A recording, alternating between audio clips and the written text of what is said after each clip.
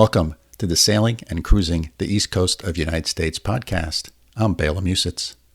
This episode is part of a series I recorded with Mike Malekoff during our sailing trip up the East Coast. We were relocating his Hunter 44 deck Salon from Brunswick, Georgia to Burlington, Vermont. Please note that the video version of this podcast primarily features photographs and short video clips I captured along our journey. The audio was recorded on the boat, typically in the evenings at anchor or in a marina, although we did record a few segments while underway. Join Mike and me as we explore the United States East Coast aboard his Hunter 44 deck Salon. I hope you enjoy this podcast. Hello and welcome to Sailing and Cruising the East Coast of the United States. Today is a continuation of my conversations and interview and discussion and sailing with Motoring.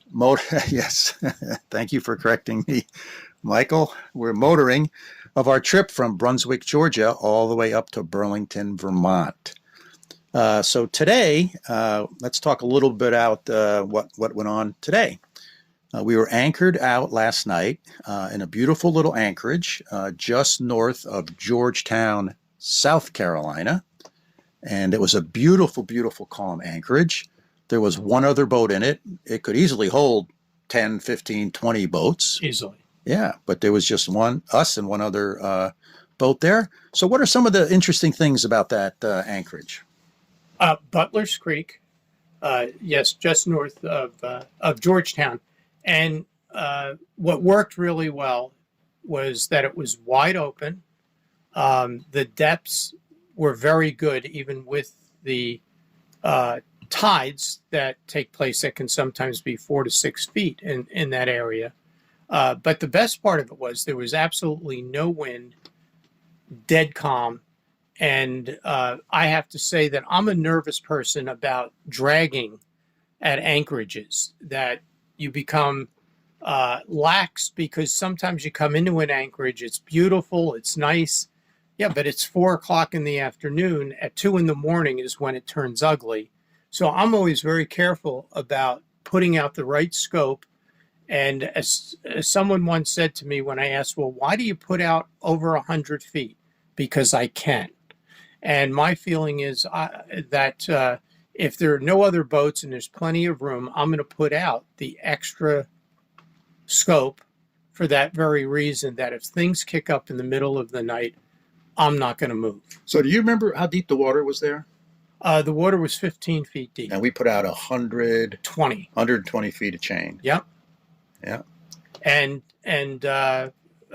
so the irony is the boat never moved from that spot because I put out so much chain, I think it just sank right under the boat. Yeah, there was no wind. And there was no wind, current. And there was no current. You know what else there wasn't?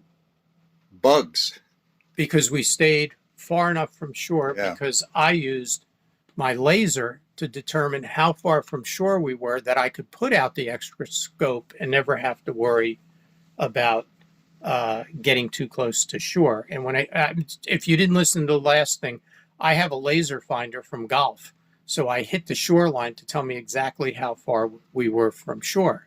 So I did a great job. I dug that anchor in and then sort of not a big deal, but paid the price in the morning because I couldn't get the anchor out. Yeah, it took us a little while, didn't it? We had to go forward, go backwards, and we went a little bit to the left, a little bit to the right, and finally broke loose. Right. So, a trick, and it can be a little nerve-wracking, that you work really hard. You want to really make sure your anchor is settled. And, we did that yesterday, even though it was very calm. And part of that is you back up on your anchor, you make sure it's tight, and you make sure that with a certain amount of acceleration in reverse, that the anchor doesn't drag or pull. And I've really dug it in. Now, in the morning, when it was time to pull the anchor up, I got to the last 20 feet and it wouldn't budge. Literally, the windlass could not. It was funny that you said you were at the back of the boat, Bayless, and that when it dug in so much, it actually pulled the bow of the boat down because it was dug in. But I always say you don't panic. Generally in the south, it's mud, and it's going to be thick mud. And the first thing I try to do is very slowly drive over the anchor, which then pivots it so that the point of the anchor will start coming up to loosen it up. And I did that a couple of times, and it didn't work. It was dug in tight. And the next thing I do then is to wiggle it. I have bow thrusters, so I start pushing left and right to wiggle the anchor, and hopefully that will loosen it. And in this case, it did, and the anchor came up. So, little nerve-wracking, but we got out of there unscathed. So, this morning when we did that, there was a lot of necessary communication between the bow, which is where you were with the anchor. Yes. I was back at the helm. Your boat has basically a full enclosure around it.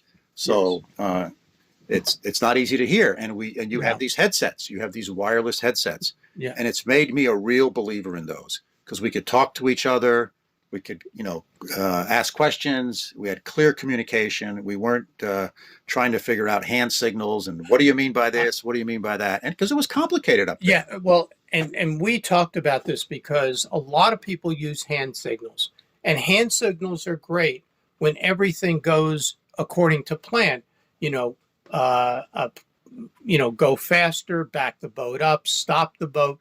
All of that can be done through hand signals. But when the anchor was jammed and it was stuck there, I wanted Bela to hit the bow thrusters to push the boat back and forth.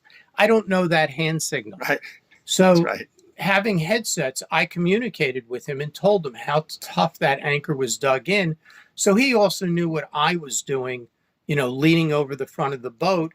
And then when it was time to try and move a little bit, I was able to say, okay, push forward very slowly. That I don't know that hand signal. So, I swear by the headsets. And as a lot of people on boats say, they're marriage savers. Right. Yeah. So that was great. I'm now a believer in those. So yesterday was a long day. I think we got up relatively early to get moving. And today is going to be a shorter day. So we pulled out of the Anchorage around 9:15, and we were headed towards Grand Dunes Marina, which is at Myrtle Beach, right off the ICW. And we pulled into here at about 2:30, excuse me, right around 2:30. So it was very nice. We got a pump out. We got some fuel.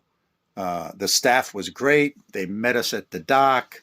They were helpful. They told us where our slip was, and they met us there to catch the lines.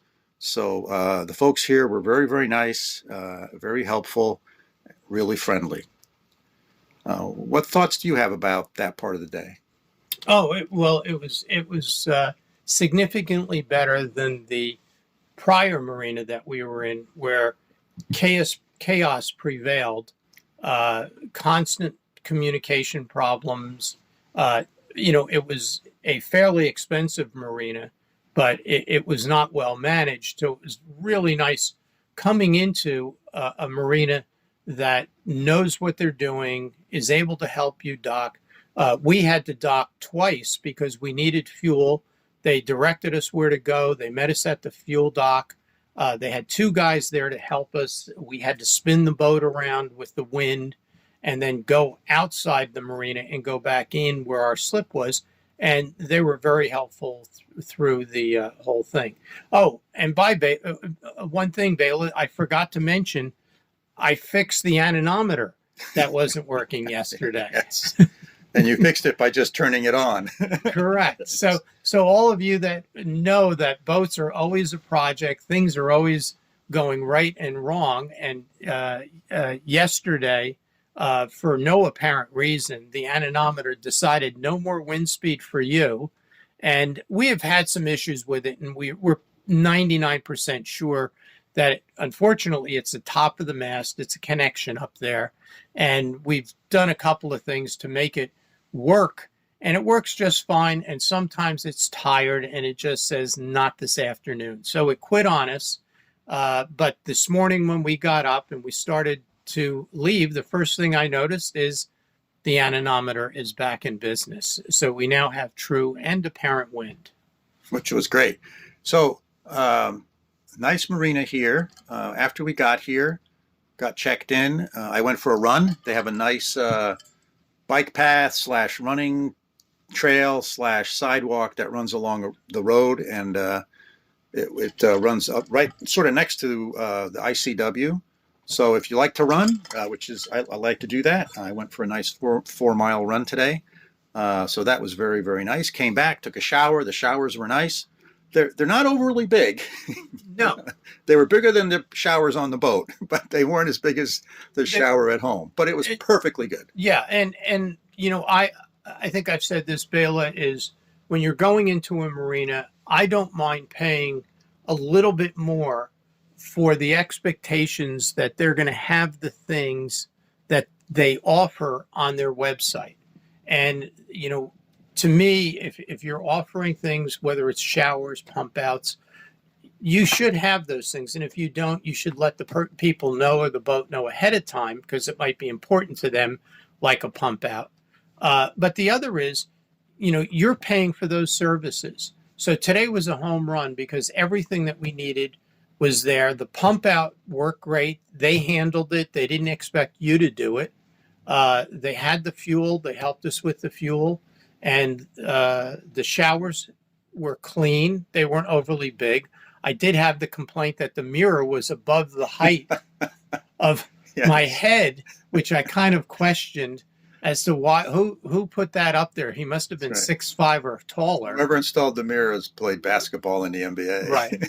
And they also had free laundry services. That's right. Here. Washer and dryer, and was free. Right. And 3 restaurants. Within Walking. a short walk, within walk, 200 yards. Yes. So there's a restaurant that's part of the marina. There's a Ruth Chris Steakhouse here, and then there's a big hotel right next door, and they have a restaurant as well. Resort, swimming pool that you can access as well. So I think a learning experience from going into marinas, that before you go in, if there are certain things that you're looking for or expecting, just check with them and ask. And I try to do that if I need a pump out, I will ask that before I finalize my reservation, that your pump out is working, or that you do have diesel, or if it's showers, you know, are the showers working? Because, you know, marinas can be finicky at times, whether they're inexpensive or very expensive. I'd also, Bela, like to say that the section of the ICW from Georgetown to Myrtle Beach was really nice. The scenery was great. The depths were 15, 20 feet plus the entire way. Minimal boat traffic. It was just a nice trip today. It was a very nice trip today. Very nice trip today. We had so after our dinner, came back to the boat, and we could hear thunder and lightning off in the distance, and brought up the weather radar, and there was clearly a line of some pretty good thunderstorms coming through our area. So we got on the boat, closed all the hatches, put up the full enclosure, and we did have a nice rain. Maybe washed the boat off a little bit. Wash the boat. Yeah, so that's good. And we checked all of our various different apps, and the sea state out in the ocean still is not pleasant. I'll let you elaborate on that a little bit. I think you summed it up. I think it's like 6 to 9 foot waves, right? Correct. It's 6 to 9 foot, 5 to 6 feet in a confused state, and coming from the east. And coming from the east, so it would be hitting us right on the beam.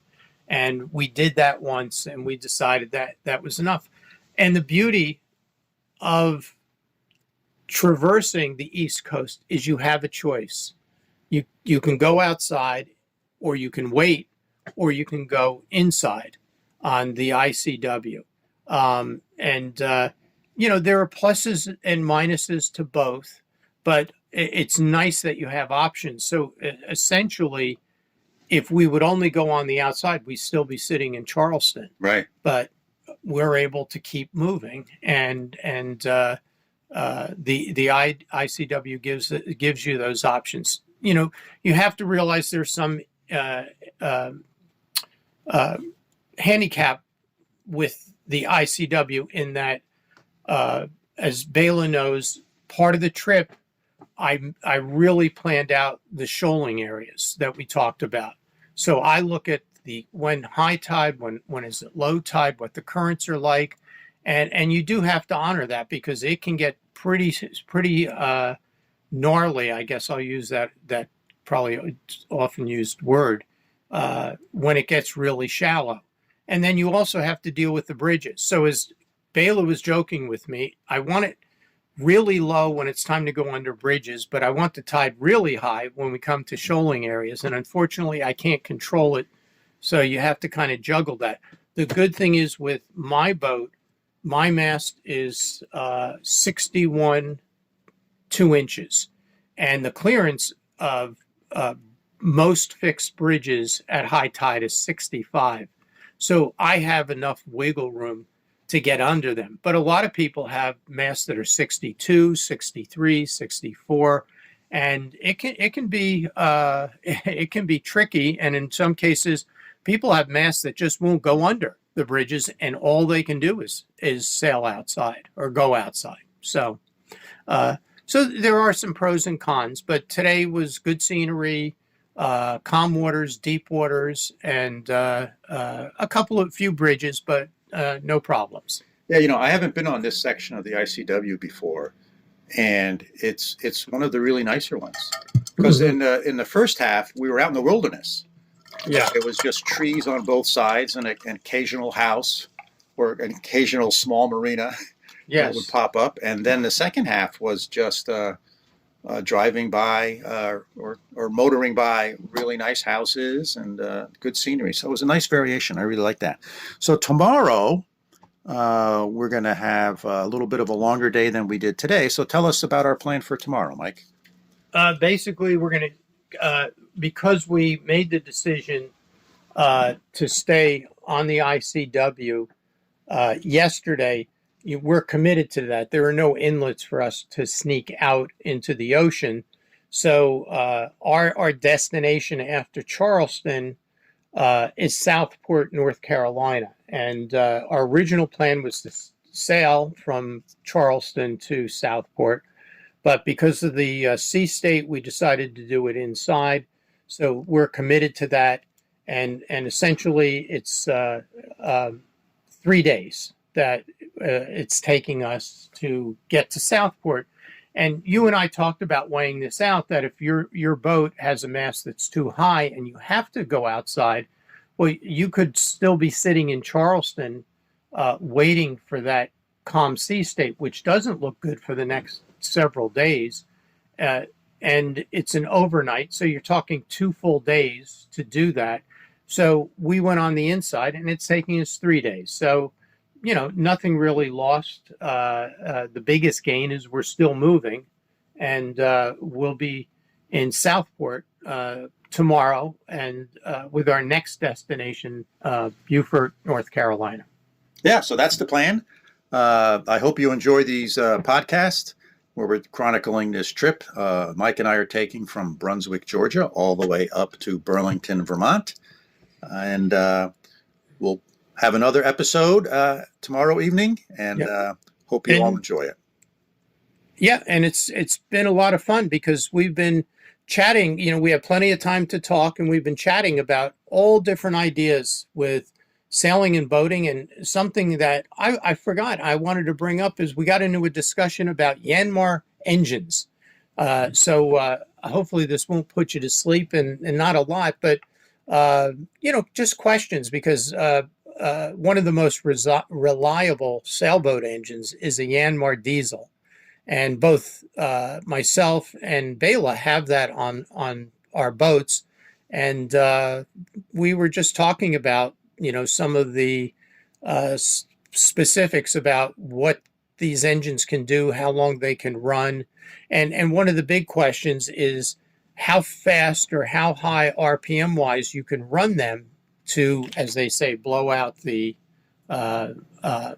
residue. in a diesel engine. Anyway, we're not going to get into that tonight. It's late for us, and we don't want to bore you anymore. But thank you very much, Bela, and we'll hopefully report in on our next easy trip.